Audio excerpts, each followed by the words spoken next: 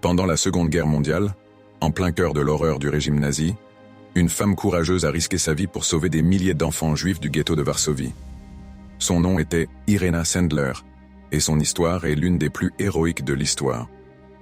Irena était une travailleuse sociale polonaise. En 1940, les nazis créèrent le ghetto de Varsovie, enfermant des centaines de milliers de juifs dans des conditions inhumaines. La faim, les maladies et les persécutions faisaient des ravages. Irena ne pouvait rester spectatrice face à tant de souffrances. Elle rejoignit alors la résistance polonaise et devint membre de Żegota, une organisation clandestine dédiée à l'aide aux Juifs. Avec des faux papiers, Irena obtint l'autorisation d'entrer dans le ghetto sous prétexte de vérifier les conditions sanitaires. Mais en réalité, elle avait une mission bien plus noble, sauver des enfants. Chaque jour, elle risquait d'être arrêtée, torturée ou tuée. Pourtant, elle mit en place un réseau pour sortir clandestinement des enfants du ghetto. Elle utilisait toutes les ruses possibles pour tromper les nazis.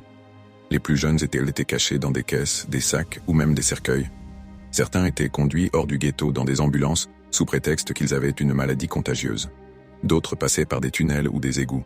Chaque sauvetage était une opération dangereuse qui demandait une coordination parfaite. Une fois sortie du ghetto, Irena trouvait des familles d'accueil ou des couvents pour cacher les enfants. Mais elle ne voulait pas que leurs identités soient perdues.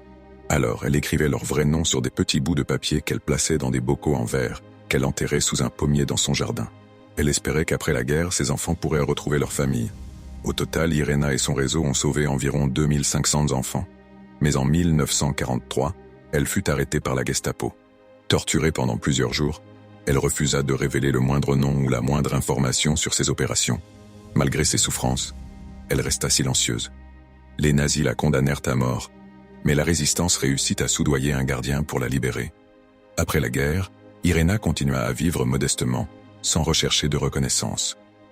Ce n'est que des décennies plus tard que son héroïsme fut pleinement reconnu. En 1965, elle fut déclarée juste parmi les nations par Yad Vashem. Et en 2007, elle fut nominée pour le prix Nobel de la paix. L'histoire d'Irena Sendler est une leçon de courage, de compassion et de résistance face à l'injustice. Elle prouve qu'une personne déterminée peut changer le destin de milliers de vies, même dans les moments les plus sombres de l'histoire humaine.